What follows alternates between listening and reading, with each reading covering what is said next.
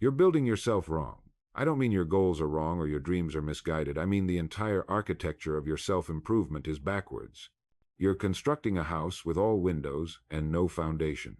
You want witnesses before you have substance. You're seeking credit for deposits you haven't made. And I understand why we've been taught that visibility equals validity, that if transformation isn't documented, it didn't happen. But let me be brutally honest with you. Your audience is killing your evolution. Every person watching is another reason not to do the deep, ugly, humiliating work that actually changes you. Now, I know that might sting a little. You might be thinking, but Earl, I'm just sharing my journey. I'm trying to inspire people. What's wrong with that? Nothing's wrong with it, if that's genuinely what's happening. But let me ask you something, and I want you to be really honest with yourself here. When you post about your progress, when you tell people about your goals, when you announce your next big transformation, are you doing it to help them, or are you doing it because you need something from them? Are you giving, or are you taking? See, here's what I've learned after 30 years of studying why some people succeed while others fail, why some folks transform their entire lives while others stay stuck in the same patterns decade after decade. The difference isn't talent, it's not intelligence, it's not even opportunity. The difference is this. The people who actually change their lives stop talking about changing their lives. They go quiet. They disappear for a while. And when they come back, they're different people entirely. You're watching this right now because somewhere deep inside, you know something's not working. You've been trying to improve yourself. Maybe you've been posting about it, journaling about it, telling your friends about your plans. You've got vision boards and accountability partners, and a whole audience of people cheering you on. But if you're really honest, and I need you to be honest right here, right now, you don't feel that different, do you? You're exhausted from performing transformation while barely feeling transformed. I'm going to tell you something that nobody else is telling you, something that goes against everything you've been taught about self-improvement. Public self-improvement is often just sophisticated self-sabotage. Every single time you announce your intentions, your brain gives you a dopamine hit. That's a chemical reward, the same neurochemical reward you'd get from actually doing the thing you're announcing. You feel accomplished without accomplishing anything. You collect validation for potential while your actual self remains exactly the same. The common advice says share your goals for accountability. Tell everyone what you're doing so they can keep you on track.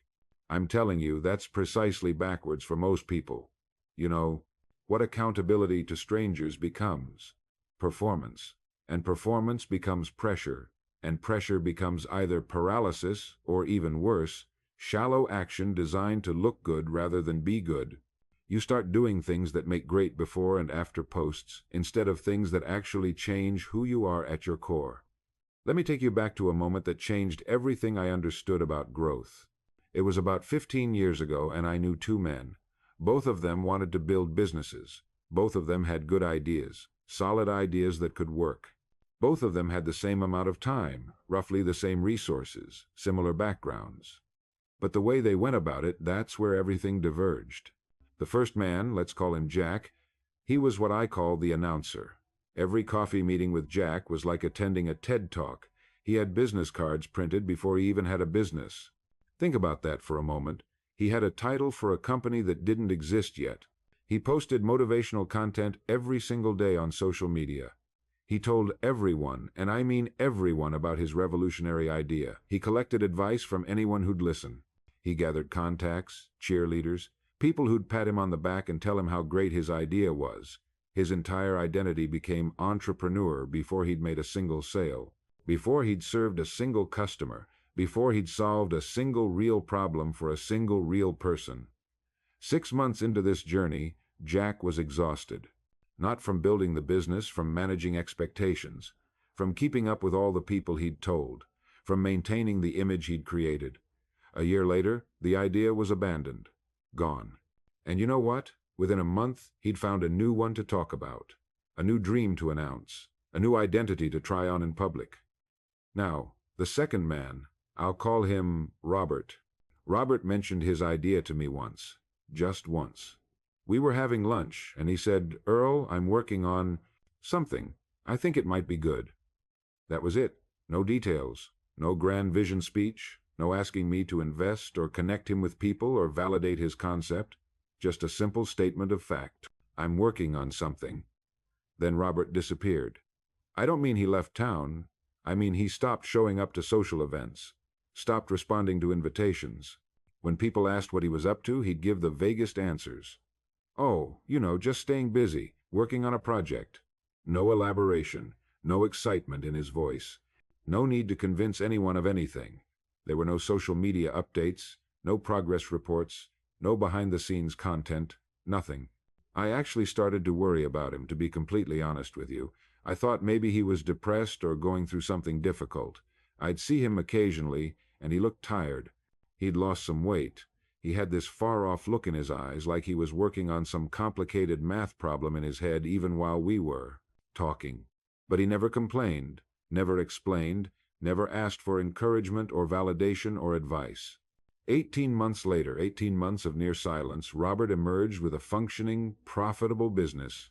Not an idea, not a plan, not a prototype. A real business serving real customers and generating real revenue. But here's what struck me most. What really made me sit up and reconsider everything I thought I knew about success.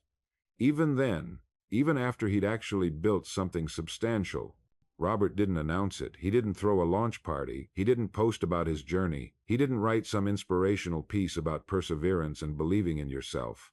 I found out about his success because I saw his work in the world, not because he needed me to know about it. I encountered his customers. I heard his name mentioned by people who'd been helped by what he'd created. The business announced itself through its existence, through its value. Robert didn't have to say a word. Now, think about this paradox with me for a moment, because it's important. The man who needed no audience built something worth watching. The man who built an audience built nothing worth seeing. Why? What's happening here? This isn't just about personality types or introversion versus extroversion. This is about something much deeper, something fundamental about how human psychology and real transformation actually work. When you talk about your plans, when you announce your intentions, when you tell people about who you're becoming, something happens in your brain. Your primitive brain, the part that's been with us for hundreds of thousands of years, it can't distinguish between the social reward you get from talking about doing something and the social reward you'd get from actually doing it. Both scenarios end the same way in your brain's reward system. Other people acknowledge you, approve of you, validate you. Dopamine gets released. You feel good. You feel accomplished. But here's the trap.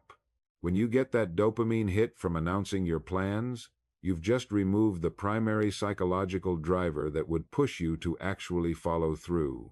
See, discomfort motivates action. The tension between where you are and where you want to be, that tension is fuel. It's supposed to be uncomfortable. That discomfort is what gets you up early, keeps you up late, makes you do the work when you don't feel like it. But when you announce your goals and receive validation for them, you release that tension prematurely. You've already gotten your reward. Your brain has already experienced the social recognition it was seeking. The discomfort that would have driven you to act has been soothed by applause for your intentions. You've eaten dessert before dinner, and now you're not hungry for the meal. I fell into this trap myself, and it took me years to recognize it. There was a period in my life, I don't talk about this often, but I think it's important you hear it, where I had to completely rebuild myself. I'd experienced what I considered a significant failure, not a public catastrophe, but a private knowing that I wasn't who I claimed to be, that the image I'd projected didn't match the reality I was living. The confidence I displayed wasn't matched by competence. The wisdom I offered to others I wasn't applying to myself. I had a choice in that moment. I could do what every instinct was telling me to do, explain myself, process publicly, maintain my image while acknowledging some struggles, share my journey of rebuilding, be vulnerable in that performative way that actually protects you from real vulnerability because you control the narrative. Or I could do something that terrified me. I could go dark. Not from shame, but from necessity. I chose the second path. For an entire year, I essentially disappeared from public life. I turned down speaking engagements. I stopped writing for publication. When people asked what was happening with me, I gave non-answers. taking some time to focus on some projects. Nothing exciting, really. The discomfort of those conversations was intense. People thought I was sick. Some thought I was having financial problems. Others assumed I was dealing with a family crisis. The rumors probably ran wilder than the truth, and I let them. Because the truth wasn't anyone's business but mine. That year was the most unglamorous period of my life. There was nothing inspirational about it in the moment. I was reading books I could barely understand, taking notes like a freshman student at 50 years old. I was practicing skills I was terrible at, failing over and over in private. I was confronting truths about myself that would have been impossible to face if I'd had to explain them to anyone else. The version of myself I was dismantling wouldn't have survived public scrutiny. The version I was building needed privacy to take shape, needed room to be incomplete and confused and wrong before it could eventually be right. Here's what I learned in that darkness. If I'd announced my plans at the beginning, if I'd said, I'm taking a year to transform myself, and laid out some grand vision of who I'd become, I would have locked myself into a specific destination. I would have committed publicly to becoming a particular thing. And then what? Then I'd be building myself according to that announcement rather than according to what I actually discovered I needed to become. I'd be serving the story instead of serving my actual growth. The silence gave me something precious. Permission to change course without explaining myself. Permission to discover that what I thought I needed to work on wasn't actually the core issue. Permission to be wrong about myself and correct course without the weight of everyone's expectations and opinions. I started that year thinking I needed to develop certain skills. I ended it having rebuilt my entire relationship with myself. Here's what nobody tells you about personal development. The real transformation happens not in the acquiring, but in the releasing. We spend so much energy trying to add things to ourselves, new skills, new habits, new credentials, when the most powerful growth often comes from subtraction, from letting go of the stories that no longer serve us, from releasing the need to prove ourselves to people who stopped paying attention years ago. I think about the people I know who've made genuine, lasting changes in their lives. None of them did it by sheer force of will alone. They did it by first changing what they believed was possible. They questioned the narrative they'd been living in.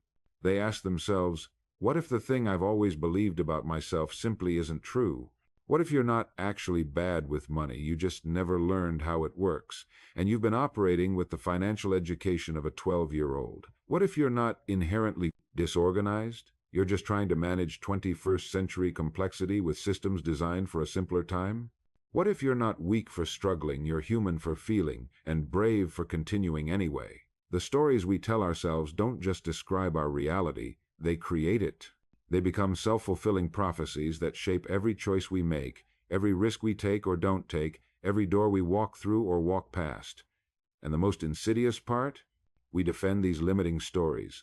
We collect evidence for them. We surround ourselves with people who confirm them. Because there's a strange comfort in the familiar, even when the familiar is painful. I've watched people cling to victim narratives, not because they enjoy suffering, but because rewriting the story would mean taking responsibility for the next chapter. And responsibility, for all its power, is terrifying. If you're not broken, you can't blame anyone else for why you haven't healed. If you're capable, you can't hide behind excuses anymore. That's the real reason we cling to our victim stories. Not because they're comfortable, but because they're time-safe asterisk. They protect us from the most frightening possibility of all, that we have the power to change our lives right now, today, this very moment. Think about what that means. If you accept that you're not broken, you simultaneously accept that every day you've lived beneath your potential has been a choice.